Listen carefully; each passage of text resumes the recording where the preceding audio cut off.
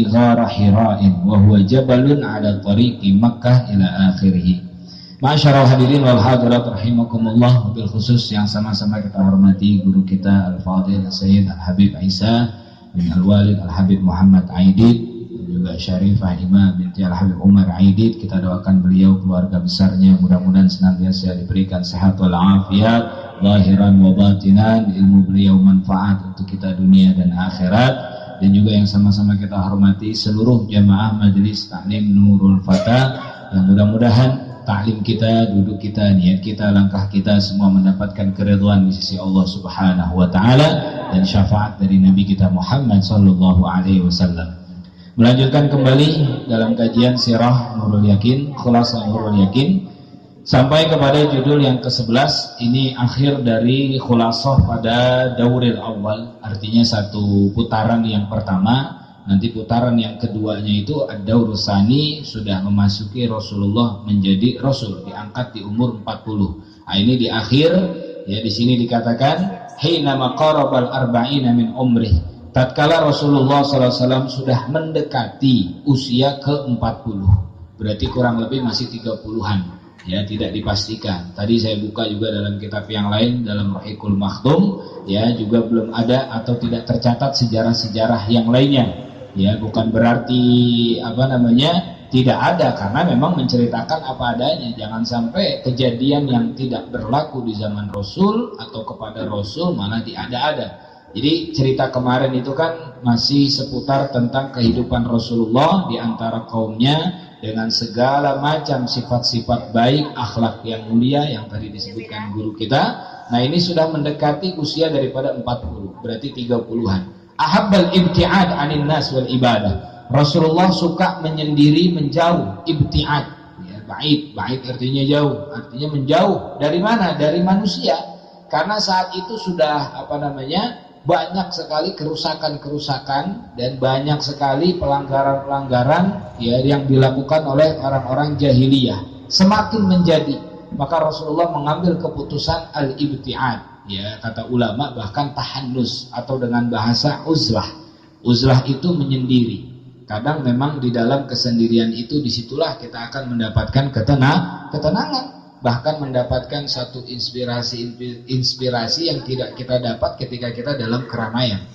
Dan itu memang ada anjuran dari ulama-ulama tasawuf, ya, untuk kita beruzlah, minimal untuk mengoreksi, untuk menintrospeksi atau menenangkan diri kita, tentu dengan hal-hal yang manfaat, ya. Bahkan kalau para aulia Allah, ya, para kekasih-kekasih Allah, mereka tidak hanya sekedar uzlah, bahkan mereka khalwat, ya. Khalwat itu artinya sendiri saja udah, ya, kebutuhannya yang mungkin hanya sekedar diberikan makan, minum, udah masuk tutup kamar lagi, nggak ada yang boleh ganggu. Istri, anak semua udah dikasih duit, jangan ganggu saya. Ada yang sampai seperti itu, setahun, 2 tahun, 3 tahun.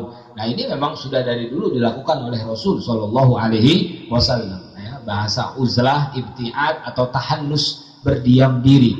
Nah, di sini ada pertanyaan, mana sih yang lebih baik ketika kita bergaul, bersosialisasi dengan manusia dan kita sabar dengan keadaan yang ada, atau kita lebih menyendiri jauh? Pergi kemana kita nggak tahu, mana yang lebih afdal? Kata ulama, kebanyakan pendapatnya yang pertama itu lebih afdal. Kita hidup bermasyarakat, tapi kita sabar dengan apa yang terjadi sambil kita berdakwah, sambil kita bernasihat kepada semua orang yang saat itu mungkin zaman sedang rusak. Ya, jadi kita juga jangan lari. Sebab kenapa? Potensi pahala yang didapat itu lebih banyak, ya, ketika kita bergaul dengan masyarakat. Jangan setelah ini akhirnya ente kabur mana ke Gunung Cermek, mau ngapain? Mau uzlah, kayak Rasul. Ini udah corona, udah kacau ini, ya, udah banyak orang yang mabuk kabur ke gunung akhirnya. Ya enggak gitu juga, ya. Ini semua adalah salah satu skenario dari Allah Subhanahu Wa Taala yang tentu memiliki banyak hikmah. Jadi Rasulullah menjauh dulu, wal ibadah, dan yang paling inti adalah ibadah. Rasulullah menjauh dari manusia untuk ibadah, hanya berdua dengan Allah Subhanahu wa taala. Wa qad ikhtara li ibadatihi ghara Hira, yang dipilih oleh Rasulullah untuk ibadah beliau, khalwat beliau, uzlah beliau, tahannus beliau adalah Gua Hira. Gua Hira itu apa? Wa huwa jabalun ala tariqi Makkah. itu satu gunung yang ada di jalan Makkah. Makkah itu banyak pegunungan-gunungan. Katanya, kata Mutawif, di sana dulu gunung belum ada namanya. Ketika ada peristiwa baru dinamakan seperti itu. Nah, gunung daripada yang di situnya di dalam ada Gua Hira disebut dengan Jabal Nur. Ya, disebut dengan Jabal Nur. Hanya beberapa travel saja kadang kalau Tour City ya bisa mampir ke sana, bahkan bisa naik ke atas sana. Tinggi. Itu kata jamaah yang sudah pernah ke sana, pulang pergi naik dan turunnya itu kurang lebih 4 jam. Naiknya 2 jam, turunnya 2 jam. Itu pun sudah ada batu-batuan, ya, nggak seperti keadaan dulu Rasulullah Shallallahu Alaihi Wasallam. Rasulullah naik ke atas. Yang lebih hebat lagi adalah istri beliau Sayyidatuna Khadijah radhiyallahu taala anha. Beliau di usia yang sudah berapa? Tinggal hitung saja. Menikah sama Rasulullah itu di umur 25 tahun Rasulullah. Sayyidah Khadijah 40 tahun. Kalau ini katakan Rasulullah 30-an, 35, 38 katakan. Ya tambah saja itu 40 tambah 25 sama 38. Berapa itu? Ya, kurang lebih 60-an. Usia Sayyidatuna Khadijah itu 60-an saat itu. 60 tahun ya seorang perempuan naik ke atas gunung. Ada sekarang? Nelly namanya berarti, nenek-nenek lincah gitu. Kalau zaman sekarang nggak ada. Ini kekuatan Allah Subhanahu Wa Taala udah luar biasa, ya. Naik ke atas Jabalun ala Thariqi Makkah. Jadi kenapa sih mesti di gunung? Ya karena saat itu tempat yang sunyi yang sendiri itu adalah gunung. Atau juga bisa jadi karena dulu di zaman Bani Israel ada satu tempat ibadah namanya Sauma'ah. Sauma'ah itu pasti berada di atas gunung juga. Bahkan mencari gunung yang di bawahnya itu lautan. Di situ beribadah sampai puluhan tahun. Makan minumnya gimana? Ya kalau kekasih Allah beda. Makan kulhu juga udah kenyang. Ya kalau ente makan kulhu biar kata 1000 kali juga tetap lapar juga udah. Ya salam udah solihun. Orang-orang ahli ibadah 1 kali Fatihah udah kenyang perutnya. Ya kalau kita belum bisa. Jadi gak usah peduliin makanan, itu dunia semuanya udah. Orang kalau udah asik sama Allah Subhanahu Wa Taala beda.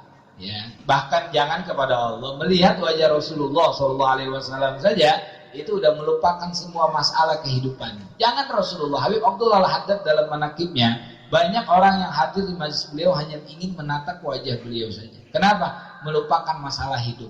Lupa dia punya utang 10 juta, lupa dia ngontrak belum bayar 3 bulan, lupa saat itu dia lagi kritis. Cuman itu nikmat memandang. Itu baru Habib Abdullah Haddad, gimana Rasulullah Shallallahu Alaihi Wasallam, gimana dengan asiknya bersama Allah, ma'iyatullah, kebersamaan dengan Allah. Ya, itu yang sangat mahal buat mereka. Jadi Rasulullah milih daripada Gua Hira. Dan itu adalah gunung di antara jalan daripada Makkah. Mudah-mudahan Allah takdirkan kita bisa sampai ke sana. Amin. Goanya itu kecil sekecil-kecilnya. Apalagi orang tinggi, orang yang normal saja biasa itu masuk ke bawahnya itu nunduk sudah pasti. Ya nunduk kecil saja Rasulullah di situ. Ya, dan di dalam keadaan gua seperti itu yang nanti malaikat Jibril turun. Bahkan Rasulullah SAW ada sesuatu yang memanggil, lihat kanan nggak ada, kiri nggak ada, depan belakang nggak ada. Melihat ke atas ternyata melihat bentuk wajah, bentuk malaikat Jibril dengan aslinya. Sayap terbentang antara timur sampai dengan barat. Wajar kalau beliau dalam keadaan ketakutan. Malaikat Jibril. Ya, kita kalau begitu lagi jalan dilihat ada yang gitu ya, kanan kiri kagak ada. Dudung di atas pohon. Nah, dudung manggil-manggil. Jabal ala Thariqi Makkah. Wa kana ya'khudhu ma'hu zadahu. Beliau membawa bersama beliau Rasulullah Nabi kita bekal zadahu. Bekal itu ya makanan. Kenapa? Padahal sebenarnya tanpa ada makanan pun juga bisa. Tapi Allah tidak ingin menghilangkan sisi kemanusiaan Rasulullah sallallahu alaihi wasallam. Qul innama ana basyarum mithlukum yuha ilayya. Katakan ya Muhammad, aku memang manusia seperti kalian, tapi bedanya yuha, aku diberikan wahyu. Makanya satu pujangga yang syair yang sangat terkenal, Rasulullah dikatakan basyarun la kal basyar. Manusia bukan seperti manusia. Makanya kalau kita belajar tauhid setelah sifat 20, sifat wajib bagi para nabi, ada tuh namanya sifat a'radul basyariyah, sifat sisi kemanusiaan seorang nabi dan rasul. Nabi dan rasul juga makan, Nabi dan Rasul juga minum, Nabi dan Rasul nikah, tidur, dan yang lainnya. Jadi tidak sama seperti malaikat basyar, maka beliau juga membawa bekal ya untuk Allah tidak menghilangkan sisi kemanusiaan Rasulullah, untuk mempelajari kita juga. Kalau kita mau khalwat, kita mau uzlah ya bawa bekal juga, minimal kuota 1000 giga misalnya. Khalwat bawa kuota gimana ceritanya? Lancar terus online dia katanya khalwat. Jadi bawa bekal ya, bawa bekal makanan, minuman. Wa idza faraga, kalau sudah kosong, habis, raja'a ila zaujatihi, pulang beliau kepada istrinya. Di dalam riwayat, tapi riwayat yang lain justru Sayyidah Khadijah yang menyusul Rasulullah. Tadi yang saya katakan, Sayyidatuna Khadijah naik ke atas gunung untuk memastikan bekal Rasulullah masih ada atau tidak. Kalau sudah kosong, beliau yang naik ke atas membawakannya. Ini makanya diabadikan oleh Rasulullah dari semenjak hidupnya bahkan sampai meninggalnya. Rasulullah nggak pernah lupa dengan jasa-jasa Ummul Mukminin yang pertama Sayyidatuna Khadijah binti Khuwailid radhiyallahu taala anha. Semoga Allah meridhoinya dan meridhoi kita semua. Sayyidah Khadijah, subhanallah, ini baru figur istri yang tidak pernah dimadu dalam satu waktu, istri yang setia. Rasulullah mengatakan di saat semua orang mendustakan, Khadijah membenarkan. Di saat yang lain semua menahan hartanya, Khadijah mengeluarkan. Di saat semua orang memusuhinya, Khadijah yang menemaninya. Cari ente yang belum nikah Khadijah masih sisa apa enggak ini? Ya di dunia seperti Sayyidatuna Khadijah ya. Kata ulama, semua istri-istri Rasul itu adalah mewakili watak karakteristik semua perempuan yang ada di dunia. Makanya ente harus tahu tuh sejarah 9 istri Nabi atau riwayat 11 dengan tawanannya itu seperti apa karakter-karakternya. Dan itu semua mewakili semua sifat perempuan yang ada di dunia. Yang pencemburu, yang begini, yang begitu, yang setia, yang luar biasa, sampai yang bini pertama nyariin bini kedua, masya Allah. Ada yang kayak gitu. Nah, ada. Ya, wa idza faraza raja ila zaujatihi. Bang Jong kenapa? Enggak apa-apa. Wa idza faraza, kalau udah selesai kembali lagi kepada istri beliau Sayyidah Khadijah, fayakhudhu ghairahu. Beliau ngambil lagi bekal. Bekal. Di sini bahasanya Rasulullah bawa bekal. Bekal Rasulullah apa? Apa nasi timbel sebakul begini. Lah, makanan yang paling sering dimakan oleh Rasulullah cuman ala aswadain. Ala aswadain. Apa ala aswadain? Al-ma' wa tamr. Air sama kurma doang. Air sama kenyang jar, air sama kurma doang. Gandum nggak pernah nemu gandum yang halus. Rasulullah bukan gandum yang apa syair, bukan. Rasulullah itu di kehidupan beliau gandumnya roghif. Roghif itu apa? Roti yang kalau nggak dicelupkan ke air dia susah lunaknya. Geplak. Buat nempong anjing ya. Geplak, seret, wah, insyaallah. Itu Rasulullah. Ma'akala khubzas syair. Ya, makanya ketika beliau meninggal itu Sayyidah Aisyah menggubah sebuah syair itu. Ya man lam yalbasul harir wa ya man lam ya'kulish syair wa ya man lam yanam 'alal furusil sarir. Ya wahai orang yang tidak pernah memakai sutra. Rasulullah padahal layak menjadi raja tapi nggak mau berpakaian raja. Wahai orang yang tidak pernah ya memakan gandum yang enak. Wahai orang yang tidak pernah tidur di tikar yang enak. Rasulullah tidur di tikar yang hasir. Hasir itu ya pelepah ya dari nakhlah, dari kurma. Jadi kalau bangun nyeplak semuanya. Dari sini kata ulama ada kesunahan tidur itu buka baju. Karena sahabat melihat ceplakan daripada bekas pelepah kurma itu melihat di badan beliau. Ada satu riwayat seperti itu. Boleh saja. Cuman pastikan jangan nggak pakai baju, pakai AC lagi. Besok kalau demam udah. Ya. Tapi tetap aurat ya. Baik. Kalau udah selesai, beliau udah habis bekalnya, ya udah beliau pergi kepada Sayyidah Khadijah, fayakhudhu ghairu. Wa kana yata'abbadu 'ala dini jaddihi Ibrahim. Mungkin ada pertanyaan untuk kita. Yang diibadahkan Rasulullah ngapain? Ibadah seperti apa? Ibadah atas millah kakeknya, agama daripada Nabiullah Ibrahim alaihis salam. Ya zikir, ya apa, mengucapkan tasbih dan yang lainnya. Quran belum turun. Karena ini masih beliau di usia 38, 39 mendekati daripada 40. Min asyrati ayyamin ila syahrin. Berapa hari beliau di Gua Hira? Di sini disebutkan riwayat yang masyhur itu 10 hari bahkan sampai 1 bulan. 10 hari sampai dengan 1 bulan itu beliau di Gua Hira, ya, untuk menenangkan diri, ya, untuk menenangkan diri, untuk uzlah. Memang dalam kesendirian itu, ya, kita akan mendapatkan ketenangan. Kita bangun di malam hari, kita tahajud, mikirin diri kita, mikirin nasib kita. Ya Allah, udah 20 tahun jomblo ini. 20 tahun jomblo. Mikirin segala macam, di situ nanti ya Allah berikan petunjuk-petunjuk, taufik dan hidayah. Tapi hati-hati, sebab khawatir kalau kita orang-orang yang dangkal syariatnya, mungkin termasuk kita, banyak disusupin sama bisikan-bisikan syaitan. Ya, aneh mau khalwat aja dah. Jam berapa? Jam 2 sampai subuh. Ya, pohon mangga. Ya, dia khalwat, besok pagi ngaku jadi nabi, kan repot.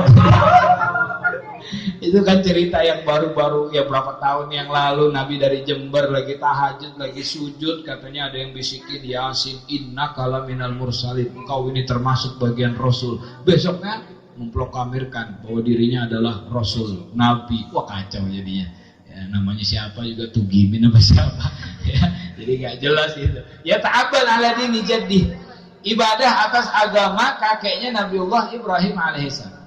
Syariat-syariatnya seperti apa? Ya istilahnya syariat yang bertentangan dengan semua perbuatan-perbuatan jahiliyah. Ya, tidak meminum khamar, tidak berzina, tidak mengurangi hak orang lain, tidak menzalimi, tidak yang lain-lainnya. Nah, itu ajaran-ajaran dari millah daripada Nabiullah Ibrahim alaihissalam, turun temurun. Makanya ada satu hadis Nabi SAW menyebutkan, nanti di hari kiamat tuh ada 3 sekelompok orang yang komplain. Yang pertama al-asom. Asom ini adalah orang yang tuli. Ya, bahasa halusnya itu budek. Ya, bahasa halusnya budek. Yang kedua al-ahmak. Ya, orang yang gila. Ya, gila yang lebih dari majnun dan ahmak itu. Yang ketiga adalah ahli fatrah. Ahli fatrah ini adalah manusia yang hidup dalam kekosongan. Tidak ada nabi di dalam masanya dia itu. Dan nanti 3 kelompok ini meminta kepada Allah Subhanahu wa taala. Kata orang yang tuli tadi, ya Allah, aku ingin belajar Islam tapi aku tidak memiliki akal, tidak memiliki pendengaran. Bagaimana caranya aku masuk Islam, ikut pada ajaran agama Islam, kata mereka. Kemudian orang-orang gila ketika ingin belajar Islam, tapi sibyan, anak-anak kecil itu melempari aku bil ba'ar dengan kotoran unta. Ya orang gila apa, akhirnya sampai meninggal nggak kenal dengan Islam. Ahli fatrah juga mengatakan, seandainya engkau mengutus seorang utusan di zaman kami, pasti kami akan mengikutinya ya Allah. Sedangkan engkau tidak mengutus, kami hidup di masa kekosongan, tidak ada nabi pada saat itu. Lalu Nabi SAW menyatakan, nanti mereka akan masuk ke dalam neraka. Seandainya mereka masuk ke dalam neraka, lakanat bardan wasalaman, niscaya neraka itu akan menjadi dingin dan menyelamatkan mereka semua. Makanya sebagian mengatakan bahwa orang gila, orang tuli termasuk ahli fatrah. Ya, ahli fatrah masa kekosongan tidak ada Rasul, itu nanti mereka akan masuk neraka tapi dingin. Ya, kembali lagi nanti masuk ke dalam neraka, masuk surga. Termasuk juga bayi-bayi daripada orang-orang kafir yang meninggal sampai sebelum akil balik, seperti itu. Nah, ini bercerita tentang jaddihi, ya, dini jaddihi Ibrahim, ya, agama daripada kakek beliau, yaitu Nabiullah Ibrahim alaihissalam. Dan kita alhamdulillah, ya, hidup bukan sudah di zaman yang lainnya, tapi di zaman yang minaz zulumati ilan nur, yang sudah diselamatkan oleh Nabi Muhammad SAW. Tinggal kitanya mau ikut atau tidak. Ya, kalau orang jahiliyah jangan disamakan, mereka bukan ahli fatrah. Rasulullah ada di hadapan mereka, Al-Quran turun di antara mereka, tapi mereka sendiri yang mendustakan, mereka sendiri yang mengingkari, mereka sendiri yang tidak menginginkan mengikut kepada Nabi Muhammad SAW. Maka nanti tetap akan masuk ke dalam neraka. Baik kafir musyrikin, kafir ahlul kitab, dinaskan oleh Allah, lam yakunil ladzina kafaru min ahlil kitab wal musyrikina munfakina hatta ta'tiyahumul bayyinah, sampai mereka didatangkan al-bayyinah. Siapa bayyinah? Kejelasan itu, bukti atau saksi, ya, bayyinah. Ya, bayyinah itu disebutkan ayat setelahnya, rasulun minallah yatlu suhufan mutahharatan fiha kutubun qayyim, seperti itu. Mudah-mudahan Allah Subhanahu wa taala memberikan kita kekuatan iman, kekuatan takwa, bertambah cinta kita kepada Allah dan kepada Nabi kita Muhammad sallallahu alaihi wasallam. Mudah-mudahan dengan asbab sirah nabawiyah ini kita akan mendapatkan syafaat beliau nanti di yaumil qiyamah. Amin ya rabbal alamin. Ini saja yang dapat kami sampaikan. Mudah-mudahan bisa bermanfaat. Hadanallahu wa iyyakum ajma'in. Assalamualaikum warahmatullahi wabarakatuh.